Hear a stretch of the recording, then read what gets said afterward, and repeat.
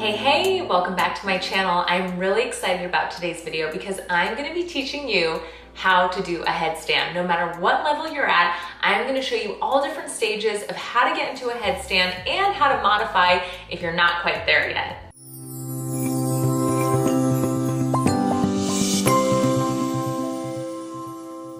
I absolutely love headstands and think it is such an important pose to work towards, and I'm going to tell you a few benefits and reasons why I personally love them. Number one, for me, they calm you instantly. They're super calming for the brain. So if you're having a stressful day or you're feeling a lot of anxiety, a headstand is a great way to kind of reset the body. It really improves your circulation. It gets all your blood flow moving. So it's really, really special in that sense. The next reason why I love headstands is, for me personally, they help to soothe my headache. So I get a lot of headaches and I've been trying to naturally find ways to cure them. And for me, I have found that inversions are one of those really helpful tools. The last one is for digestion and a little bit of energy. So as I said before, going upside down is going to increase your circulation. So if you're feeling a little lethargic or full after a big meal, an inversion or a headstand can be so effective. Even if you can't go all the way up, even a modified headstand is going to really help get that circulation and digestion going in your body. Before we get into this headstand tutorial, if you are excited to learn how to do a headstand, go ahead and give this video a big thumbs up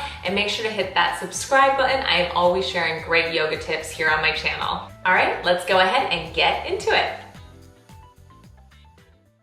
All right, so first we are gonna start up against a wall. So if you are totally new to headstands, I really wanna start you here just so you feel a little bit safer. So if you're feeling like I'm scared to go upside down or you're totally new, guess what? That wall is gonna be there for you. And of course you can always do this with a friend, but if you're home alone, make sure you're being safe and that you're practicing up against the wall if you need to. First things first is our setup. So you want to come about 6 inches away from the wall. Now, of course, this is variable to your body. So if you want to go a little bit further away, that's totally fine. It's going to arch your back a little bit more, but you don't want to be too close because then it's going to be really difficult to kick up and come away from the wall. So 6 inches away. So what you want to do is you want to measure out your length. So that's going to be grabbing each opposite elbow. And then once you've done that, place your elbows down so that your hands come about 6 inches away from the wall. Make a little basket with your hands. I'll show you a little bit up close, just like this, a little basket. And you're gonna place everything down on your mat.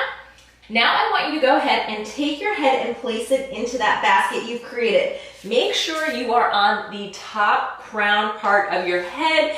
You do not want to be too far forward. That is going to be a killer in terms of migraines and just neck pain. Do not do that. And you don't want to be too far back because that's not stable or safe. So right on top of that head. Elbows distance apart, cradle the hands, head is down. Now you're going to go ahead and you're going to come up onto your toes. Pull your shoulder blades away from your ears and begin to walk your feet forward. Great job. Now I want you to go ahead and kick one leg up to the wall and then the other. Nice and secure here. This is going to give you that feel of what it's like to be upside down. Now when you're ready, bring one foot away. Maybe you switch it out. Now pressing into the ground, abs engaged, bring that other foot to meet the other leg. Really shoot that energy through your toes. Ooh, hard to talk upside down. When you're ready, come out the way you came in. And instantly take a child's pose. You really want to counteract all of that tension and pressure you just put on your head. So now we're going to do this in the center of the room. No wall. This is just on you, your strength, and your balance. So I'm going to walk you through it. If you feel comfortable and ready to go, I think you're going to love this. So same setup as the wall. We want to be elbows distance away from each other. So grab opposite elbows here, and then we're going to make that basket. So we're going to make sure we're lined up, and we're going to make our basket. Place your head into, fix my hair so it's not in the way. Place your head into that basket, crown of your head. You want to come up onto your toes and begin to walk in until you can't walk anymore. All right, bring your right foot in And then go ahead, kick your left leg to meet it, just like that. Now, you can stay here. If you're feeling up to it, engage your entire body and slowly bring those legs up into the air. Nice and straight, abs in, shoulders down the back. And when you are ready, come out the way you came in. Child's pose.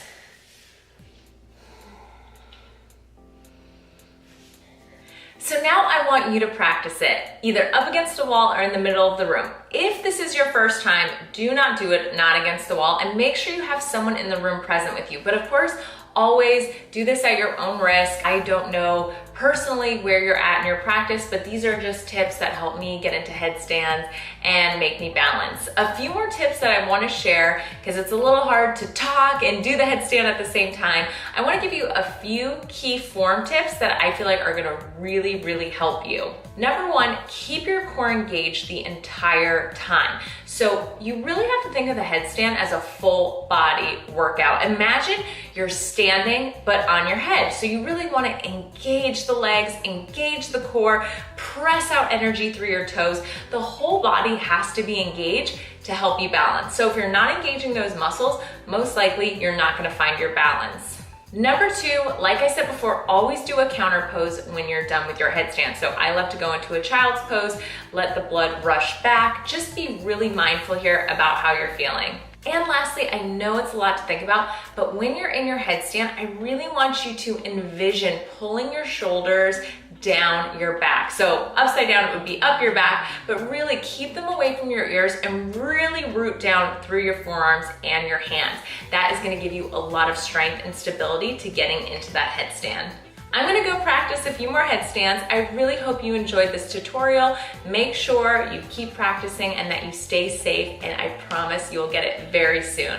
Leave me a comment down below and let me know what pose you would wanna see next. And of course, I hope you have an amazing day, and like I always say, spread love and positivity wherever you go. Bye.